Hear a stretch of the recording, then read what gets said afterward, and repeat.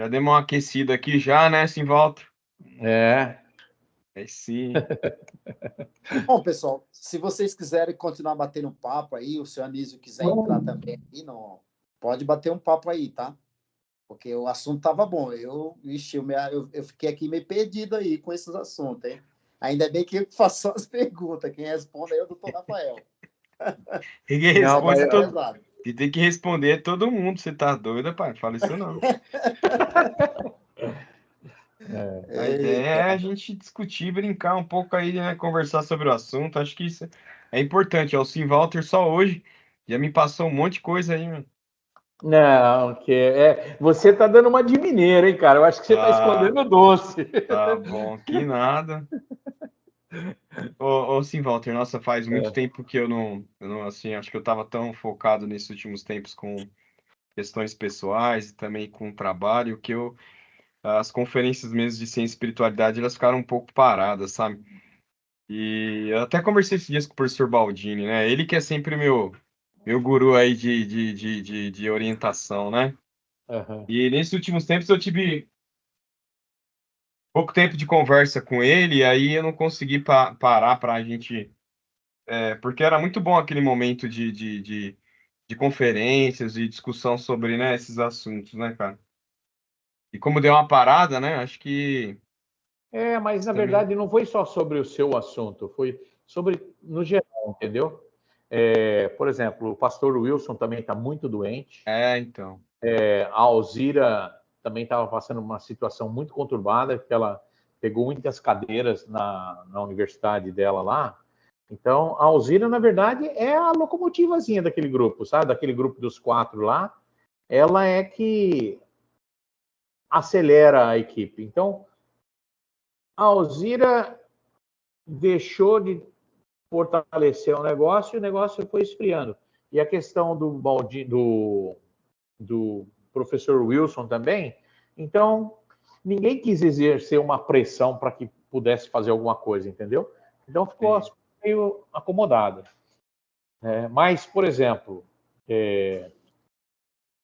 tem um pessoal no grupo de causa. Você entrava pelo grupo de causa, não era? Ou não? Também do Marcos Alonso também, né? Do Marcos Alonso. O Marcos Alonso, ele fez algumas palestras na última quinta-feira do mês, né? Mas Isso. teve meses que ele não conseguiu fazer. Tava com muita aula, cara. Muita aula. Mas eu te falo uma coisa. Vamos falar no campo da ciência, vai. Tempo é uma ilusão. Isso daí vai passar assim, ó. Quando seus filhos tiverem com 20 anos, essas páginas serão as páginas mais bonitas. Verdade. Entendeu? É dolorida, mas elas serão escritas em ouro. Como Deus criou o mundo, né? Como Deus criou o mundo, então a gente vai entrar no mundo, não no mundo do jardim do Éden, nós vamos entrar no mundo quântico, né? O mundo das partículas. E como ele organizou tudo para a construção do mundo, depois a construção da vida, e também o que ele espera que a sociedade humana, espera que a sociedade humana se organize baseado nos mesmos princípios que ele utilizou para a criação do mundo, né? Desde o mundo microscópico ao mundo macrocósmico, né? Então, vamos tratar dessas leis que regem a matéria, que regem a vida, e como essas leis devem ser aplicadas na sociedade humana.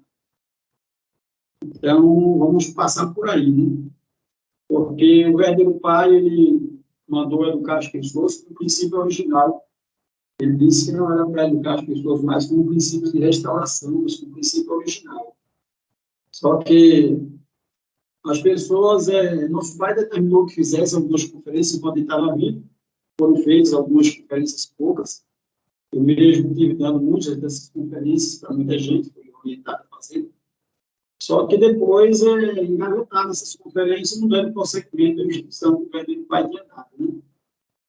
não sei por qual razão, mas vamos tentar esclarecer, expor esse ponto aí, para que possamos criar uma motivação nas pessoas, novamente, especialmente no nosso movimento, a estudar as leis originais que regem a vida, que regem o universo, e desistirem desse martelamento exaustivo, desse uso excessivo de tentar do Pai, que nós devemos usar os princípios originais para conduzir a educação da humanidade. Todavia, o que nós percebemos é que essa visão não foi absorvida, não foi assimilada. Pelo contrário, continua-se com a mesma ideologia do deserto. Então, graças a Deus que nós temos este veículo aí, preparado pelo canal do Pablo, para a gente começar a expor as ideias. Eu também estou desenvolvendo meu canal do YouTube, justamente para cumprir com essa finalidade. Não de física, nem de biologia, mas eu expor muitos fenômenos, mistérios, leis, né, que Deus aplicou para a criação da célula, do organismo vivo, e também das leis que ele usou e determinou para a criação do mundo atômico.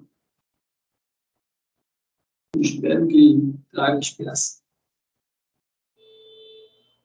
O intuito, né, senhores, é justamente como o pastor Anísio falou, e o doutor Rafael também, né, o Simvalter aí está chegando agora, mas eu já conversei com ele também, é a gente aguçar aí, né, a curiosidade das pessoas, tanto na parte científica, ciência, como na parte espiritualidade.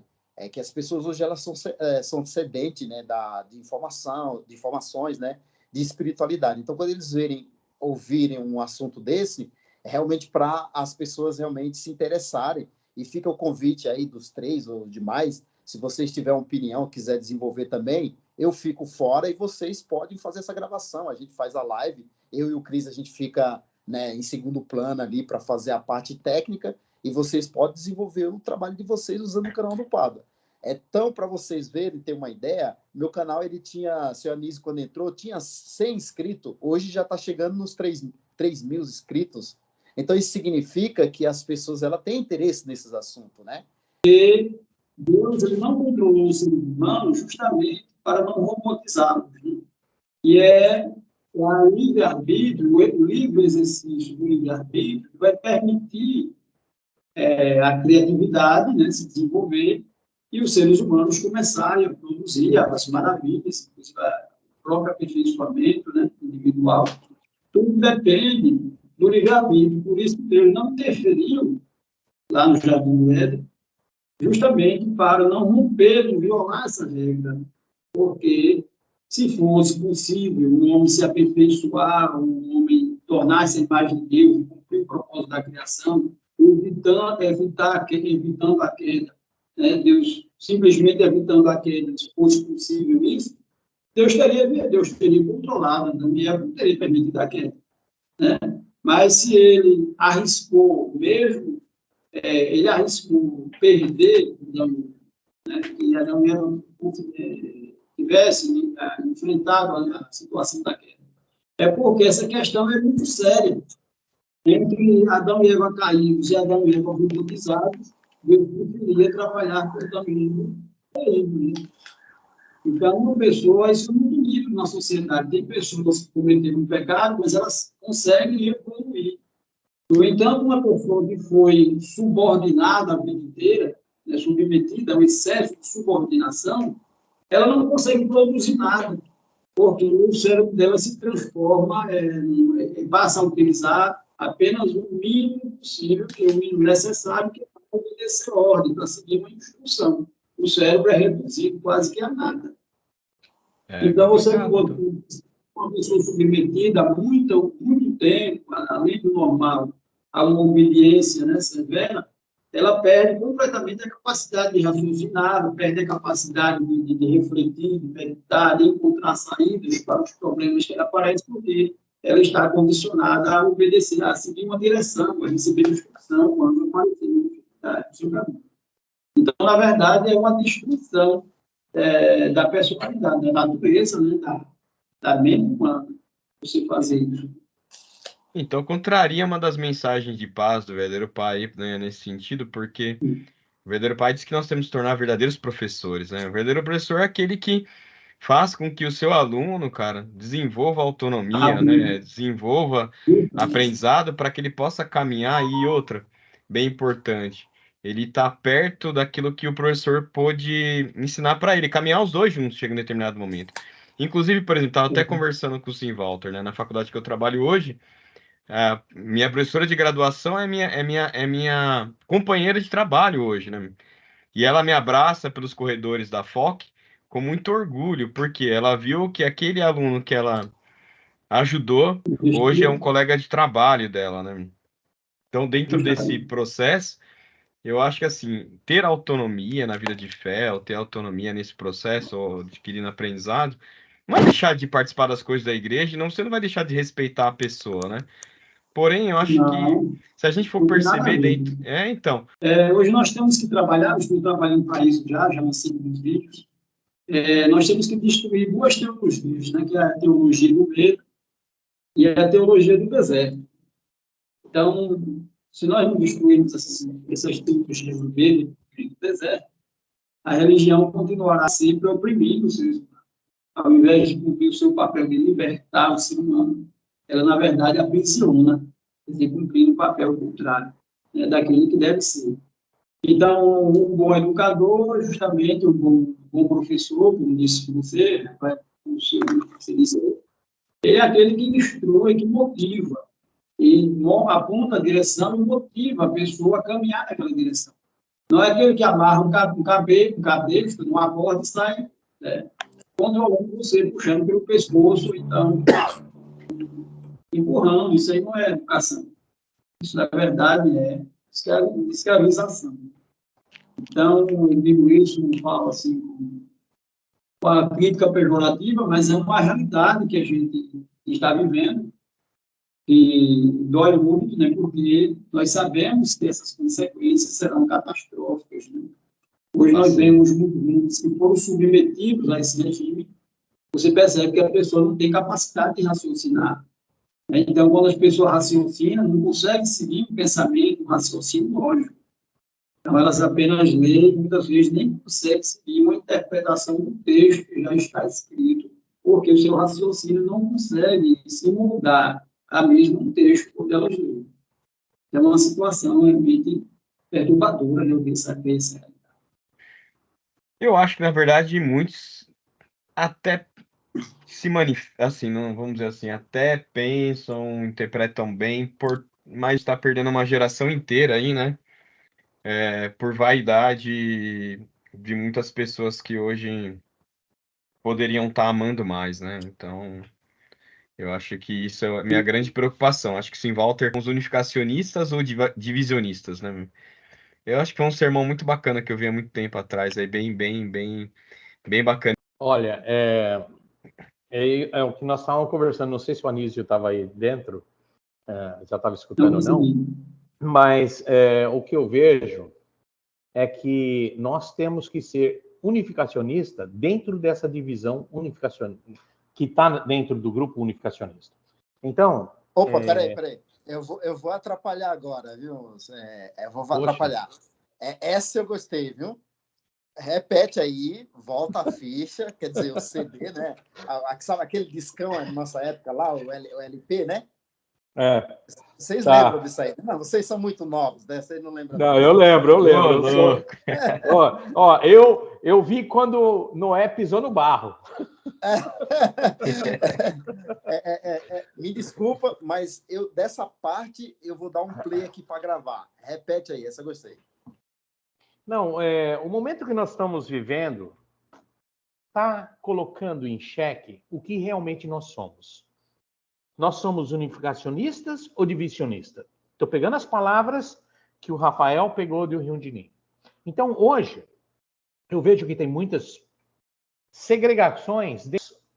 Não podemos nos tolir do direito de liberdade, de livre-arbítrio, de ter a auto-iniciativa de conversar com João, Pedro, Maria, Beltrano, independente de onde que eles estão. Porque Perfeito. eles estão, acima de tudo, num relacionamento de irmãos e irmãs para conosco. Perfeito. As organizações religiosas, elas surgiram para criar uma estrutura do pensamento, mas o nosso pai não tinha intenção de criar uma religião. Jesus não tinha intenção, Buda, Maomé, ninguém. Então, o que é ser um unificacionista? Nós temos que ser capazes de quebrar as barreiras, sejam elas onde estiverem. Não ter preconceito, não estarmos limitados por nossas crenças, por nossos jargões. E percebe uma coisa, que quando você tolhe a liberdade, o livre-arbítrio, você inibe a criatividade. A criatividade, ela fica estagnada. E um exemplo clássico que nós temos isso numa sociedade muito mais ampla é o socialismo, onde aquele controle do Estado, ele atrofia a liberdade, ele impõe as direções, e nós saímos para dar palestras em universidades. Eu não era nem formado, mas nós íamos lá com o intuito de dar testemunho de um ideal que a gente conseguia sentir, vibrar o ideal em nossas vidas.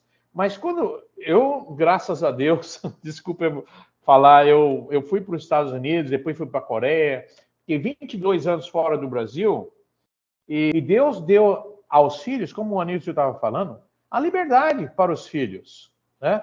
Mas o arcanjo, aquela natureza nefasta, que ela não surgiu de repente. Ela surgiu de um acúmulo de coisas passadas, mas ele se manifestou ali. A gente sabe que o arcanjo, provavelmente, pensamento que está embutido dentro do princípio divino e do pensamento unificado, é algo que os cientistas mais modernos, eles estão degladiando para chegar lá. E nós, infelizmente, nós não conseguimos apresentar esse tesouro que nós temos. É lamentável. Alguns têm essa qualificação. Mas na nossa organização, eu lembro, quando eu fui para os Estados Unidos, eu participei como um coadjuvante do coadjuvante do coadjuvante de uma conferência internacional de ciências em Atlanta. Olha, tinha 700 cientistas das mais diversas áreas. Os caras estavam babando. Eles saíram impressionados. Tinha aqueles grupos de mesa, de roda de estudos, e o nosso pai deu o keynote speaker, né? A palavra para abertura e de abertura e a palavra de encerramento. Nosso pai falou com uma eloquência tão profunda, tão abrangente, que você pensava, nossa, isso daí não pode ser simplesmente um religioso. Nosso pai era supra. Mas nós, infelizmente, por nossas deficiências, nossas incapacidades de acompanhar o nível do verdadeiro pai, e por medo que outros venham ultrapassar as nossas posições, nós suprimimos a liberdade de muitos irmãos, muitos qualificados que vieram ao nosso movimento. Nós estarmos perseverando nisso, e nós estarmos aqui engajando nisso, olha, tentaram jogar muita água nessa fogueira, viu? Verdade. Queimando um pouquinho aqui, é porque nós somos teimosos.